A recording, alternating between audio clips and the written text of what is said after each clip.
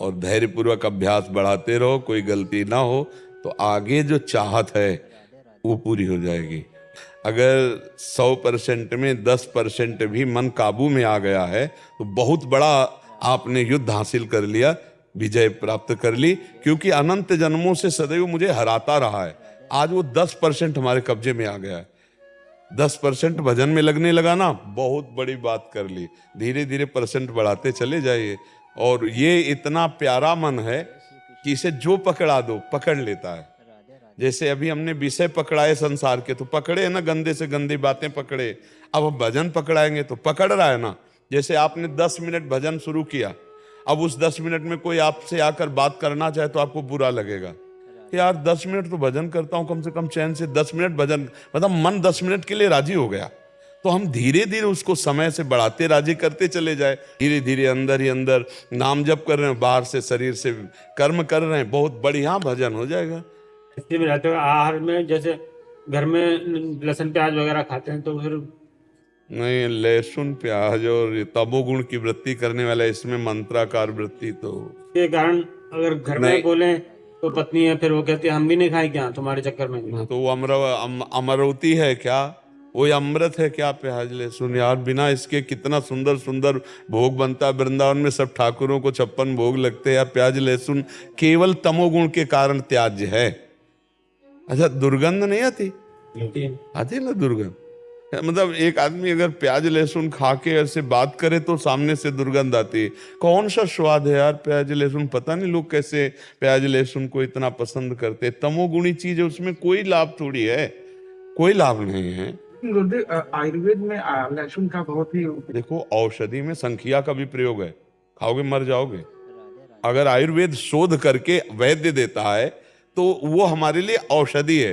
देखो, बहुत सी औषधियां दूषित पदार्थों से बनती है, लेकिन दूषित पदार्थ नहीं है, उसे हम औषधि बोलते हैं। हम औषधि पा रहे हैं, अच्छा औषधि के रूप में। तो औषधि के रूप में जैसे किसी का गठिया बात है, गठिया रोग है, तो लहसुन बड़ा काम करता है। आप उसको कैप्सूल की तरह ले जाओ, हमने देखा है। लेकिन चटनी और सब्जी और भोजन में नहीं डाल सकते। औषधि के रूप में वो बात अलग है। जब औषधि का नाम आता है तो औषधियों में क्या नहीं पड़ता, आप हमें क्या क्या नहीं पड़ता। अगर उसकी बनाने की पद्धतियां देखो तो तुम्हें घृणा हो जाएगी। तो संख्या जहर है ना।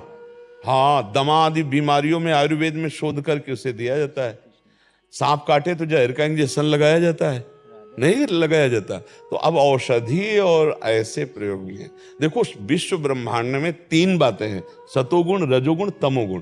अब हमको भजन करने के लिए सात्विक वृत्ति चाहिए, निर्मल मति चाहिए, तो हमको रजोगुणी या तमोगुणी आहार त्यागना पड़ेगा, बस बात इतनी है। अच्छा, वही जगह आलू होती है, वही जगह प्याज होता है, वही जगह मतलब गाजर होती है, वही जगह लहसुन होता है। खेती में अपने लोग किसान के तो सब देखा है। ये खेत है आलू का, ये खेत है प्याज लहसुन का, ऐसे खूब खेती होती है, बिल्कुल पवित्र भूमि में होती है। लेकिन वो तमोगुणी है, बस इस बात से। वो केवल इसलिए कि तमोगुण पैदा होता है हमारे भजन में विरोधी, इसलिए उसे नहीं पाया जाता। तो अब लहसुन प्याज के बिना भी बढ़िया यार जीवन जिया जा सकता है, पूरी जिंदगी हो गई।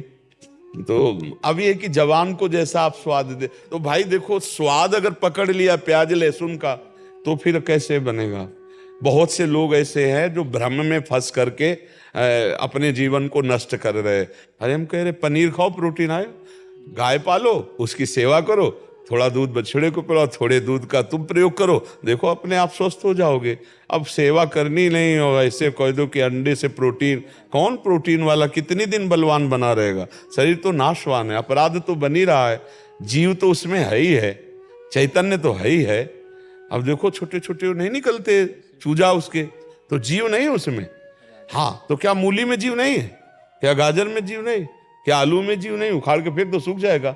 जो जिसके लिए निर्धारित कर दिया गया, हम मनुष्य हैं, हमारे लिए निर्धारित किया गया सब्जी फल फ्रूट अन्न विविध प्रकार के। राक्षसों के लिए वो राक्षसी भोजन है, हिंसक पशुओं के लिए वो भोजन, अपने लिए नहीं। तो अपने जब भगवत मार्ग में चल रहे हैं तो अपने को बचना चाहिए, समझाना चाहिए, पत्नी को समझाना चाहिए। और ना समझे तो फिर जहां तक हो, अगर नियमावली ले लो कि आप बनाओ सब्जी खाओ, हम सब्जी नहीं पाएंगे, हम नमक रोटी खाएंगे। भगवान का भजन करना, हम नमक रोटी खा के पूरी मेहनत, अभी सब ठीक हो जाएंगे। नहीं, हम नहीं पा सकते। हम नमक रोटी पा लेंगे, दही रोटी पा लेंगे, दूध रोटी पा लेंगे, लेकिन जिसमें प्याज पड़ा है, लहसुन पड़ा है, तो अलग बना के देने को तैयार है, वो कहती तुम्हारे लिए अलग बना। तो बढ़िया है, फिर क्या, अलग बनाओ खाओ, बढ़िया है भोजन। भजन करने के लिए थोड़ा सात्विक भाव तो चाहिए। भजन मार्ग में तो थोड़ा दुख सहना पड़ेगा, जबान को संभालना पड़ेगा। एक तुम खुद नहीं चाहते हो कि लहसुन की चटनी और प्याज वाली चौक वाली सब्जी के क्योंकि जो ऐसी पाता है, तो हम आपको बताए ना, चाहे जितनी बढ़िया दाल सब्जी हो, फिर उसकी जबान में अच्छा नहीं लगेगा। कोशिश करो, जैसे विद्यार्थी हैं, नौकरी पेशा वाले हैं, हम उनको ज्यादा इस बात पर जोर नहीं देते कि आप प्याज लहसुन मत खाइए। विद्यार्थी हैं, कहाँ पढ़ने जाना पड़े, नौकरी वाले हैं, कहाँ कहाँ जाना पड़े, अब आर्मी में हैं, कोई कहीं है, लेकिन यदि आप रह सकते हो तो मत खाओ।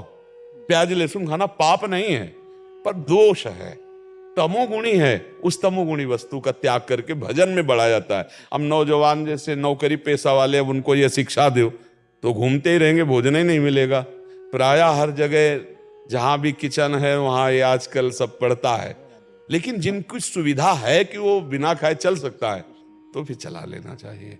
हमारी राय यही है कि अगर ऐसा आपका जीवन है कि आप बिना खाए रह सकते हैं प्याज लहसुन, तो फिर आप ऐसा करें, क्योंकि वो सात्विक है और भगवान का भोग प्याज लहसुन डालकर नहीं लगता है। इसलिए जो भगवान के भोग में नहीं, तो उसका हम जीवन भर के लिए त्याग करते। तो ऐसे भाव से